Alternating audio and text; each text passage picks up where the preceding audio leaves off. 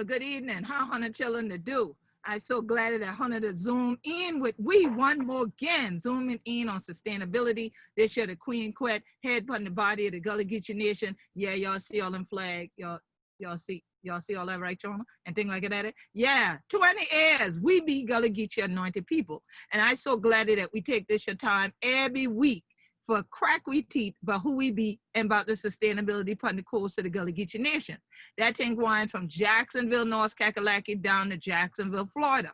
Well, this evening, we can stop Hunter almost in the middle, right on Centelna Island, right here in the Gullah Geechee Nation. Before we bring the guests on this your program though, let we take a moment of silence for all of the ancestors and things like that who become true Santa Elena, even in the 1500s.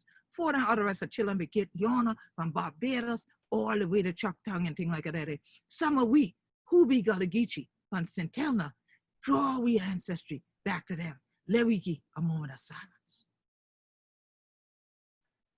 Ashe, ashe, ashe. So glad of this evening and thing like that for this your week for kind on and this your day. This is my second broadcast today, so some hundred children who to tune in, you say, well, great God, ain't never see her this afternoon. For true. Now it is the evening and we to do this year, and I so glad that we had one chance, but get this your gal in ya, because you know, we have a chance we schedule, because you know, it a doctor, it a learn now, children and thing like that, and so in behind all the time for give we a thing. See, some of we have to go on the field in between and all that thing, and then harvest she out there and bring them back over here. Okay, because you know they be the harvest this year while we did it in the hollowed halls, then call them treating the columns and things like that. And sometimes you see them right, they look like they put on the shelf because they're a book of knowledge, you know. So we go and open them up this evening with Dr. Najma Thomas. How honor to do, Naj? I do well. How honor to do, Queen Quet? Oh, praise the Lord, hallelujah. I write your gal. I'm so glad for day you with honor do. Oh, Lord. I'm so glad I could make it. I really am. And thank you for bringing me on your show today. I really am very pleased. You know I had to have honor you, because since we ain't there out here to do this here together for the 20th anniversary, thing like that. Oh, but we got them in at the Black and Gold Ball for Rona. Oh, boy, now don't tell the people what we done do at the Black and Gold Ball now. We ain't gonna tell all that. We ain't gonna tell all that. Just know that damn bit did it. You know, and what be done going down, you know it be shining though. Black gold. It's been good.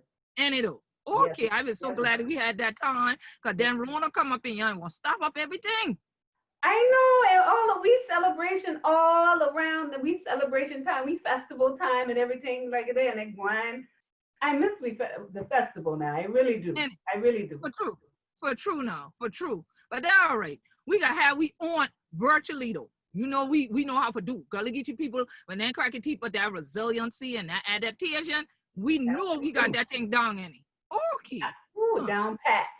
Any. For true. All the generation, yeah. But you know all the rest of the people, well, yeah, we say they ain't got down pat and thing like that. Then things say when we crack we teeth so we crack anything like that. They don't understand that many of us can articulate their language as well. And we also have that down pat, right, Doc? Correct. We certainly do. What do you call it, the Queen's English?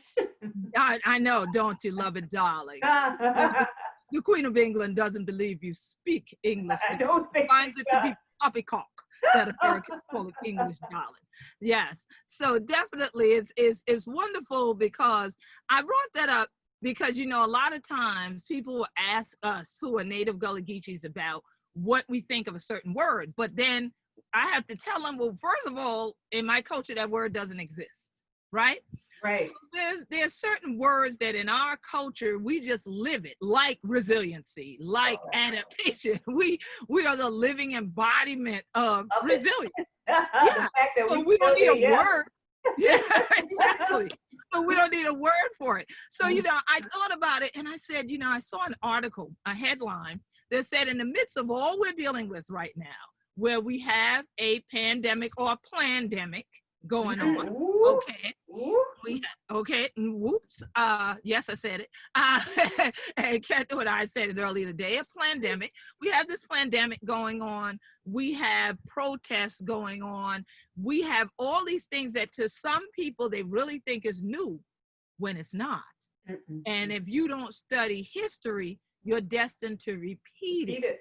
Yes, and I know that you are a professor of history at the University of South Carolina, Beaufort campus, but your specialty is in policy. So I'd love for you to address why is it important, especially for people of African descent, in this international decade of people of African descent, to recognize our story and to really know history. Why is that important?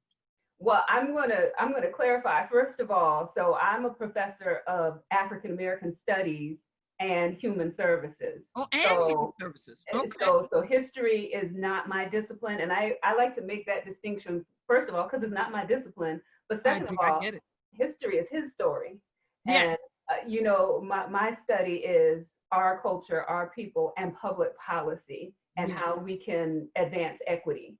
So, and in terms of, you know, why we need to really understand what happened in the past and in order to sustain ourselves going forward in the future, is, you know, for people of African descent in America, it's essential. It is essential because we've got to see from a public policy perspective, for example, how policies were put into place and what kind of outcome we received from those particular policies. And we've got to go way back. Things don't just, it's unwise to consider this without a historical context. Right. Because you could start from today and say, well, I mean, what's the problem with y'all Gullah Geechee people? You know, why y'all have, you know, such low wages, and why you have all of this trouble keeping your hold upon your land and all that? Can't y'all get it together? But you have to go back several decades, centuries even, to understand how these public policies, and I'm not talking about people's mindsets or ideas or you know, how they felt about, I'm talking about actual policies, concrete, written down policies that become law and that govern things. You got it. And that determine the life chances for generations. Absolutely. And that's really, we really have to embrace this perspective of life chances determined across generations, but that really does impact where we are now. And if we're wise, we can analyze that, and then we can create the future that we want for the next generation. But we really have to be focused on going back now, right? See where the rest of them folk come from and what they done been true, and see how we're going to apply it going forward. Absolutely. And I love that you said a couple of things. Designing the future we want, because you know I do a lot of work at the United Nations on behalf of the Gullah Geechee Nation, and hashtag the future we want is what we have been using in terms of the climate change dynamics and what it is that we're going to do, all of us who say we're still in the Paris Agreement, you see. And so we are designing the future we want for our children and our children's children. So it was critical that you use that terminology. And then also, when you're talking about going back to go forward, there's one word, Sankofa, go back affected. As we would say, if honey ain't know where honey did from, honey ain't going know where honey to grind. So again, we're talking about studying our story, listening to your elders, doing these things so that you can be traditions keepers in the future, or when something else comes along, you don't think it started the day you were brand new. It was just there, right? Oh, look at this year. Yeah, Annie, look at this year. It's true. Wow. Okay. So now when you say that, look at this year, let me look at two words in English, American English, that I want you to clarify for me, because I know in my dictionary, these two words don't mean the same thing. But these headlines that I mentioned that I've been reading, I saw a headline the other day on Twitter that brought out some professors that are the usual set of professors that they go and get whenever Black people start to rise up, especially in Charleston County, South Carolina, here in the Gullah Geechee Nation, where was the foundational location for enslavement.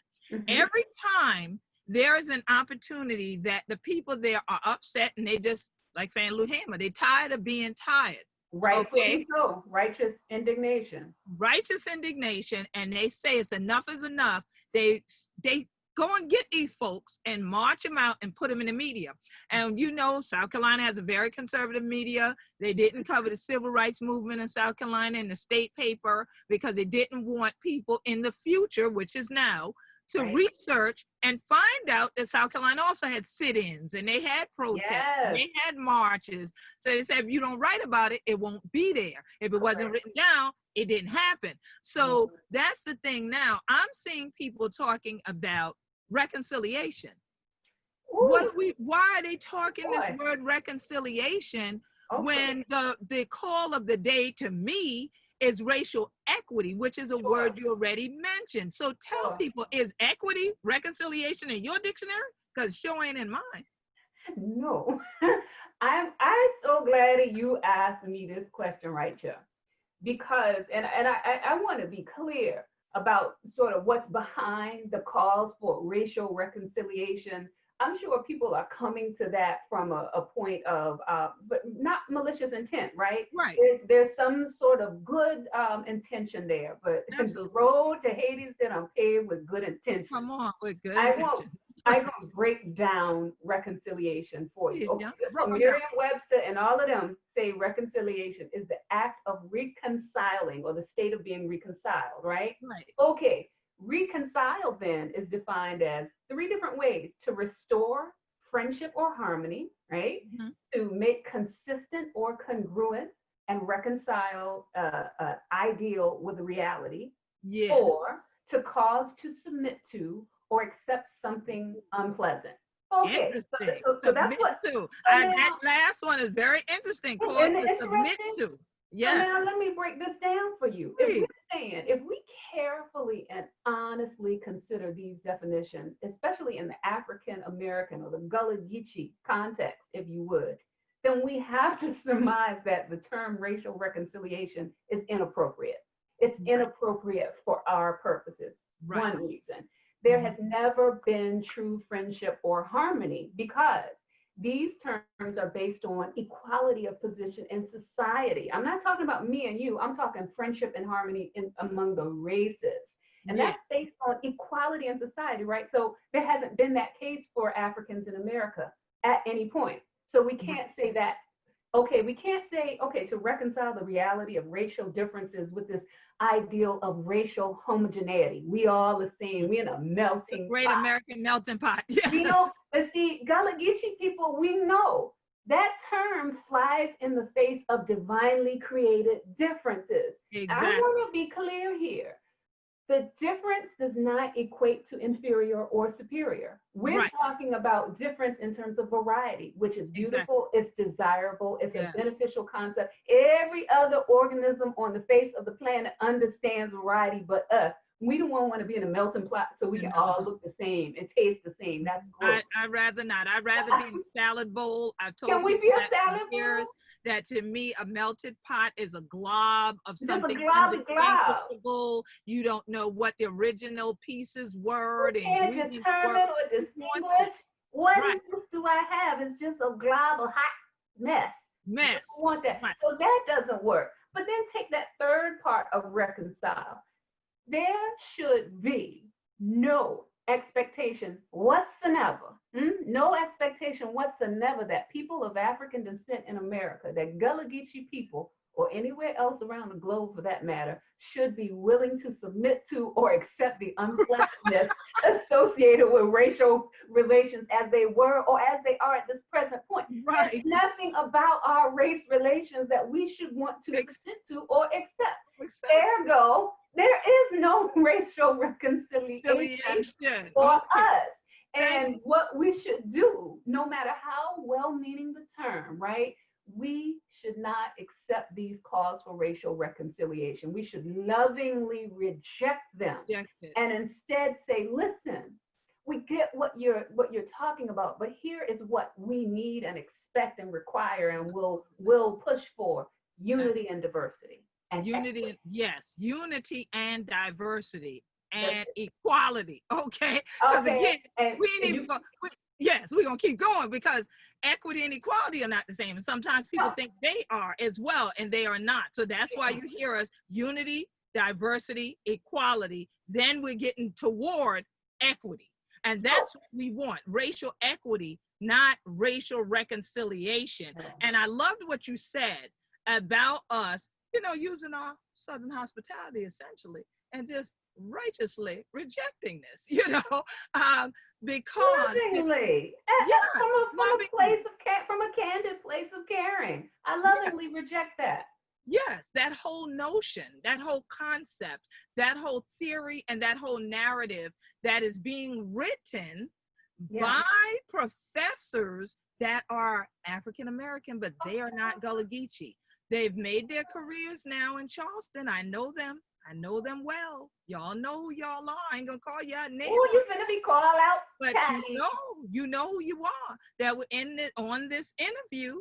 And so it's not acceptable to get out here on these South Carolina broadcasts and these South Carolina publications trying to create this narrative that will live on past y'all's age, okay, Correct. and past your time. This is a new age and a new time and a new era where we have to stand for racial equity and justice. And if you're not going to do that, just go on and enjoy retirement and let the next generation move into the next narrative.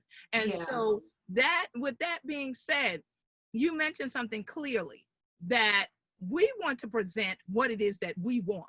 And Yeah. as you know well, the Gullah Geechee Nation has put up a petition. The Gullah Geechee Sea Island Coalition did this on behalf of our citizens to stop the mascotification and exploitation in the Gullah Geechee Nation.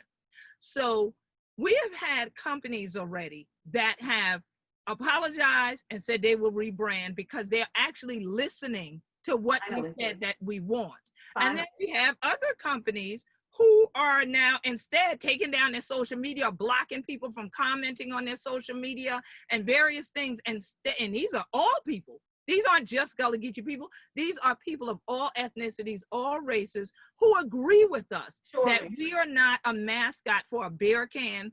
We're not a mascot in some caricature a la Aunt Jemima, a la Uncle Ben, a la Mark Twain, Huckleberry Finn, and all that kind of stuff, that Uncle Remus Tales and that kind of stuff like Gullah Gourmet has on its bags, okay, and on its website and on its food. We have called out this company, Revelry Brewing Company. We've called out Gullah Gourmet, and they're still sitting back instead of responding to the public outcry. They instead of blocking people's comments. How does that fit in? If you want to get to a point of racial equity, you definitely don't have any reconciliation when a person is just shutting you out and not then just ignoring you. That's number one. But definitely, we're definitely going forward to equity. How are we going to get there in the sense of these things? Well, I'll tell you, first of all, first they ignore you, then they laugh at you, then they fight you, then you win. So we're glad that they in the first phase. We're glad they ignoring because the next steps are coming, and in the end, we will win. There is a sea change happening with regard to this sort of commodification of people's cultures and heritage by those who cannot often authentically represent that culture and that heritage. And when you talk about the Gullah Geechee culture in particular, I try to make this clear to people. It's not just a matter of saying, look, we're Gullah Geechee and we should control our narrative and we should be able to stand for our narrative and no one else should be able to tell our story for us. Yes, that is true. But let's get to the brass tacks underneath that. Why do we want to be able to tell our narrative and stand for our culture? Because it's capital. It's capital. It translates into other capital that we need in our community for sustainability. Remember, go back in time, go back to the public policies that excluded us from economic systems, that excluded us from political power and authority, that excluded, marginalized us so socially. So we are catching up in order to get to equity just without public policy, right? Just ourselves and our community saying, listen, this culture is important, it's valuable, it helps us connect our generations, and we can translate it into real capital, i.e. money. So to tell a culture of people who have already had their heritage and their lifeblood and their ancestors, the labor stolen from them, their intellectual capital stolen from them, to tell the descendants of those people, oh, now we'd like to take that culture that you hung on to that you just by the sheer dint of human will to survive, you held on to that culture for your generations so that you could rebuild and reestablish your position of autonomy and greatness and sustainability. We want to take that, and we don't pay you not anything for it, and we don't want to ask your permission to do it. We want to take that and make money for ourselves. We, the culture that benefited from the public policy that penalized you. Do you understand that there's so much imbalance there? And while those companies you ticked off, those aren't public companies, right? So I can't hold them accountable for public policy. But what I can say is past public policy set them up for their current success. Correct.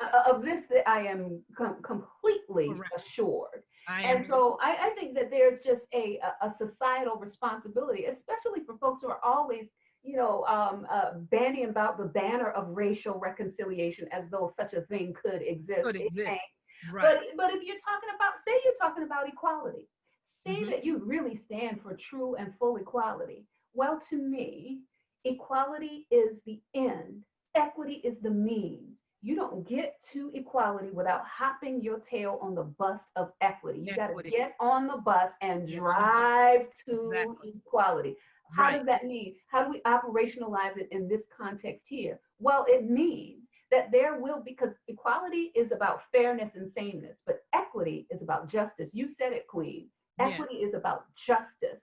So for the Gullah Geechee culture, justice means we and we alone have the right to utilize our culture for economic gain.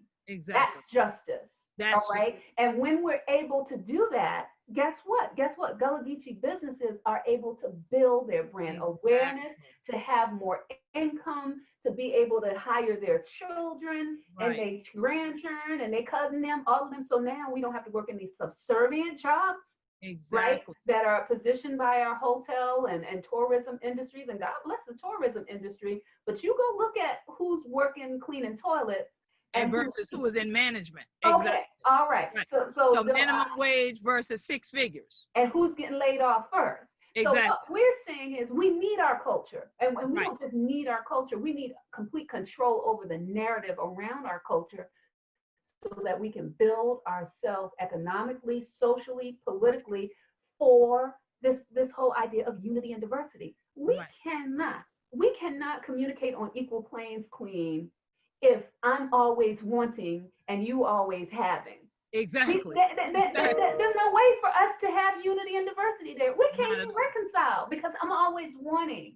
And so there's an imbalance in our relationship. It's just like you can't be in love with somebody that you've enslaved. Sorry, it don't work that way. Doesn't work that way. Equal relationship so that we can together build this kind of society, right? So that is my whole rub about these companies benefiting economically from Gullah Geechee culture. They didn't create it. No. They didn't maintain it. Nope. They're not going to sustain it going forward if it runs out of money for them. Then they're going to just rebrand to something else that they can exploit and make money off of the next thing. And that's trending. And they don't need it. They don't need it the way we do. Absolutely. Because they have public policy that has positioned themselves to be able to be competitive within the current structure. Exactly. We need our culture. Absolutely. And we will keep it. And we will own it. We the Binya and we in the Guan. We in the Guan, nowhere tall in. So as you said, we will win. We have the victory already. And if y'all look right here next to me, you see a book called We Be Gullah Geechee. All right. Cultural Capital and Sustainability. This book you can get from gullahgeechee.biz. We break down a lot of the same things that Dr. Thomas and I are talking about, but based on various narratives that have been out there, from education to water rights, to cultural heritage continuation, to the destruction in our area. There are various pieces that have been written by members of the Gullah Geechee Sustainability Think Tank. So go to gullahgeechee.biz and get the book, We Be Gullah Geechee. And a lot of what we're talking about is really outlined there, and it gives you our story. So our story and this legacy that we're saying you need to know in order for you to recognize what we are saying, and then we might have a seat on this bus of equity for you, so we can ride on. We can ride on together. Come on, we're gonna get to equality together. Yeah, we get to equality. So now it's interesting because you brought up something else, that we have a couple petitions that people actually started on their own and sent to us because they're allies with us to take down the word plantation from the very places you just talked about, these resorts and these gated areas that really fuel the tourism industry of all of South Carolina's coast for sure. $22.5 to $22.6 billion a year is what the South Carolina tourism industry was making on average as of last year. This year, they were targeting going all the way to at least 30 billion until Rona become and throw up everything.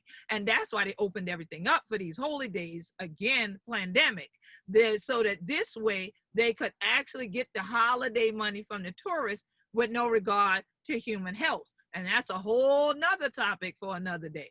But here it is that we have two petitions out there to take the word plantation off of resorts and gated areas in Beaufort County and off of them and subdivisions in Charleston, Berkeley, and Dorchester County. I was at Fernandina Beach yesterday, and I told them to get Amelia Island Plantation to remove it from there. And we know there are others that people are researching that go even northward all the way to Horry County where Myrtle Beach is and going on into North Carolina. So let's talk about that word and the psychological damage. When you talk about owning our narrative and also going backward, yes, all the property we live on in the Sea Islands at one point was essentially plantation area. Sure. However, not every single Sea Island was a plantation. Some were plantations, some were not, because some have soil and some have like beach sand. So things don't grow there, but those were hunting areas. But to have someone come along and now market, package, sell the concept of a plantation was, I always say, a la going with the wind to people, and they buy into that narrative and they buy into a full sense of security that behind this gate, nobody's gonna bother us. No, we don't have to deal with the natives and all of that. Now is the time people who even live on these places, in these locations, are tired of driving by them or going to see friends that live there and see the word plantation. How do you feel about the fact that there is this rising force at this time saying time is over for that? We're entering a new era and you need to stop assaulting the senses of people, especially the Gullah Geechee, with this word plantation on these types of areas?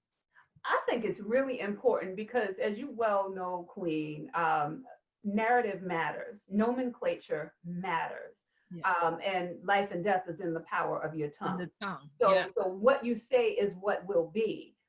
When I first came back to Beaufort County from being gone for school and what have you, I was appalled to see how many places were actually not just called plantations, but glorified. You know, the word is plastered all over the place. And I thought, are we still there?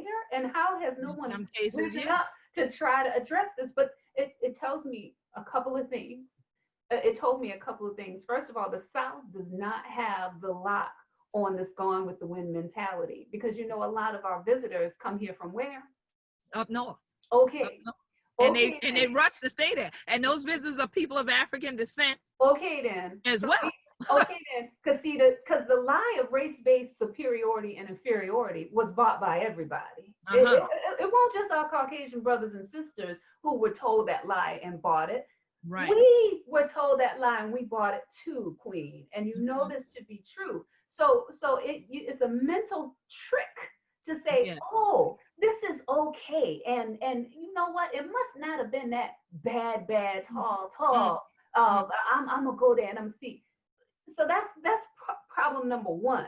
But then the fact that there's a movement finally afoot to address that tells me that people are are willing to be comfortable with being uncomfortable. Yes. Because it's saying, okay, if I have to, as someone who lives on this plantation or who visits this plantation or who manages it, if I have to think about changing the name, I have to think about why the name was there in the first place. First place, If I have to exactly. think about why the name was there in the first place, now I have to think about the people who were there and who worked for free. Right. If I had to think about the people who were there who worked for free, now I have to think about their descendants and what happened to the land. If I have to Right. think about that, now I have to think about the people who are working for me who look eerily like the people who were there And who didn't some get a little bit paid. like that at Tulane. And then One like of I said, these that might be things something. is like the other.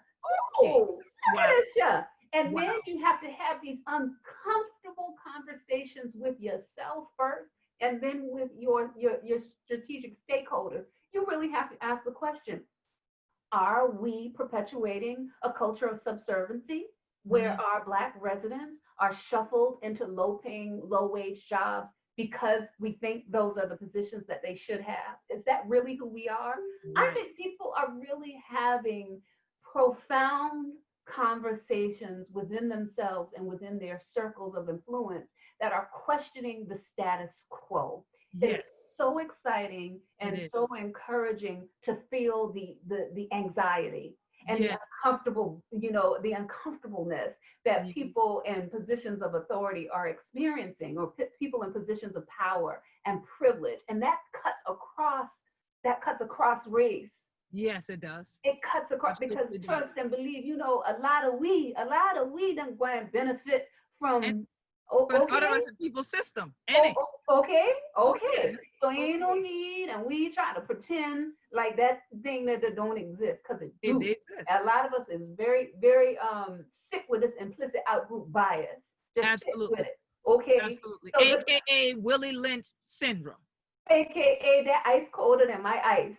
I can't have AKA no ice, queen, because the buffer any. them ice is colder than your ice. I get Any. that buffer ice. You keep Any. your ice ain't cold. Being called post-traumatic slave This, syndrome, okay, post-traumatic slave disorder, PTSD. So I okay. wrote a piece about that on GullahGeecheeNation.com. Y'all can go read it and y'all will grasp a little bit more. And you can look up Joy Leary and you can look up post-traumatic slave syndrome and you will Correct. recognize what we're talking about with that Hona ice cooler, the Bucker Man ice cooler, the Hona I ice, can't have no ice, ice. ice. You see what I mean? But in their world, that's a whole nother story, which we're going to have to discuss a whole nother time.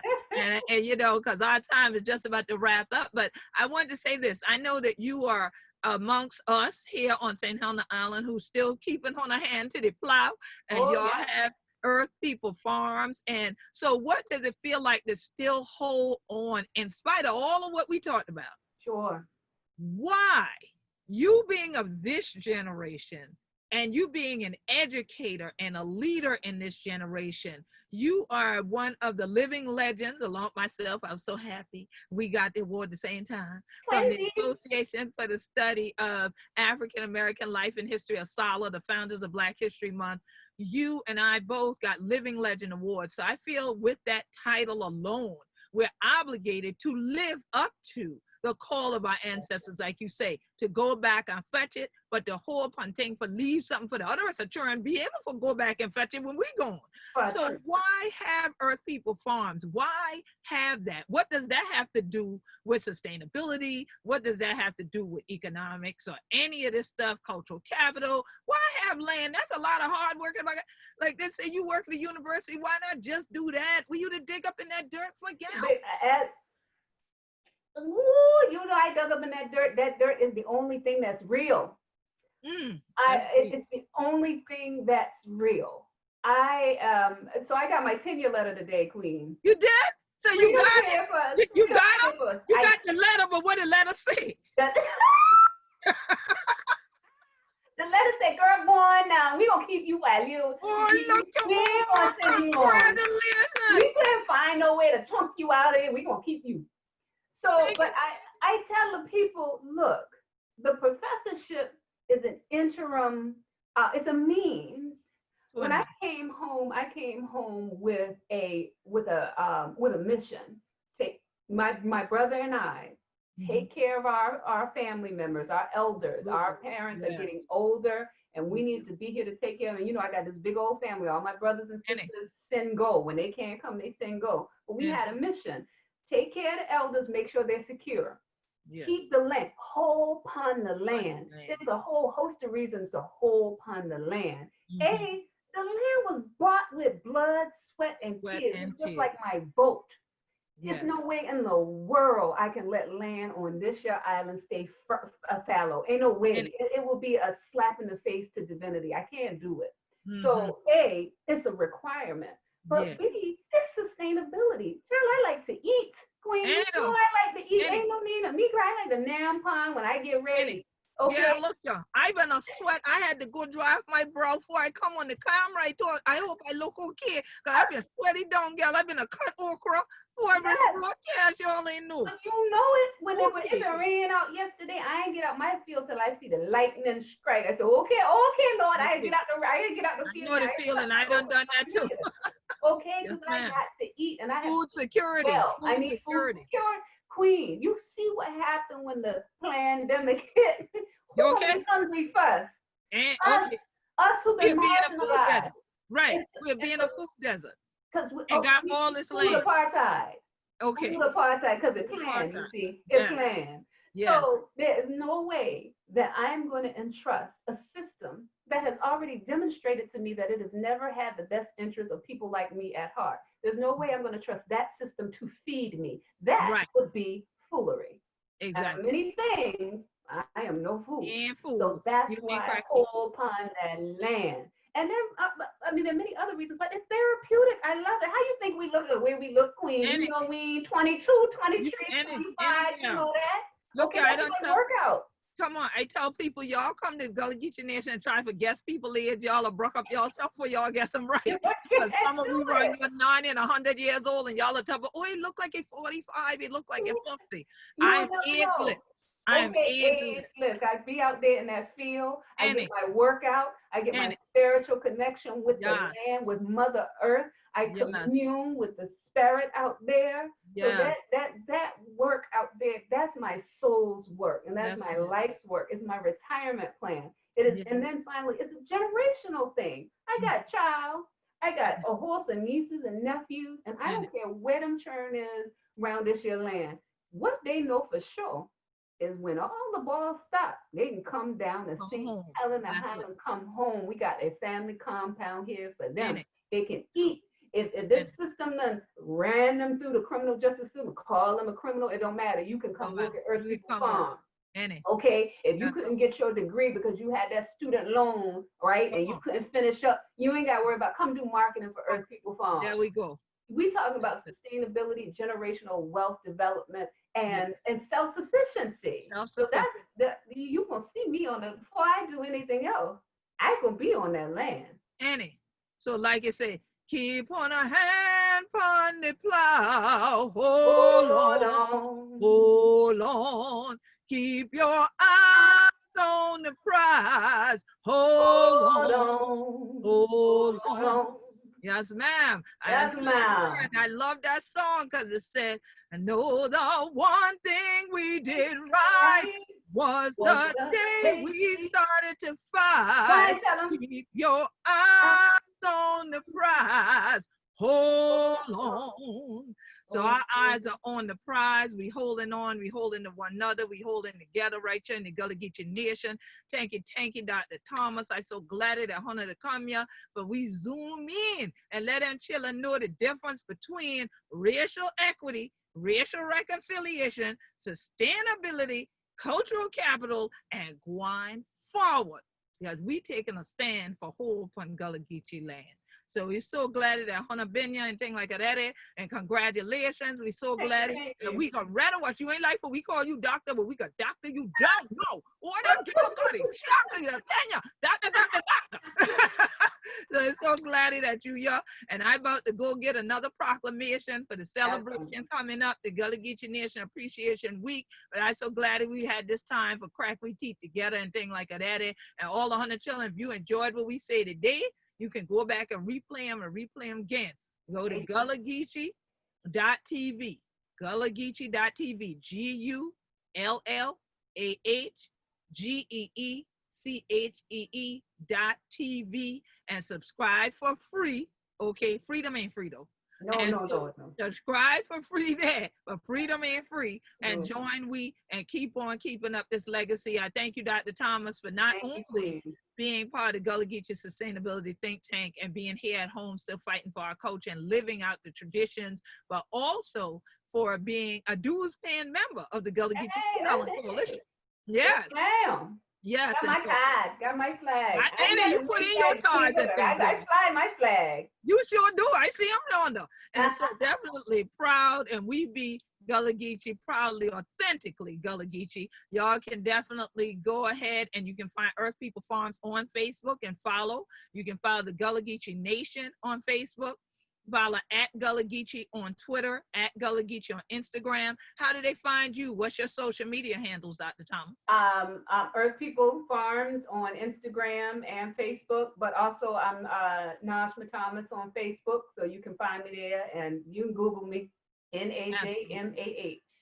Yes, and you'll find najmathomas.com as well. So if you want to learn more about Doc and you need some consulting done about how to effectively and appropriately run nonprofit institutions, she can help you there. But we are going to be the ones profiting financially from who we be, and we be Gullah Geechee anointed people. I'm Queen Quet, head on the body of the Gullah Geechee Nation, and this has been such a blessing to have y'all here with us this evening, zooming in on sustainability, getting it straight about the difference between racial equity and reconciliation.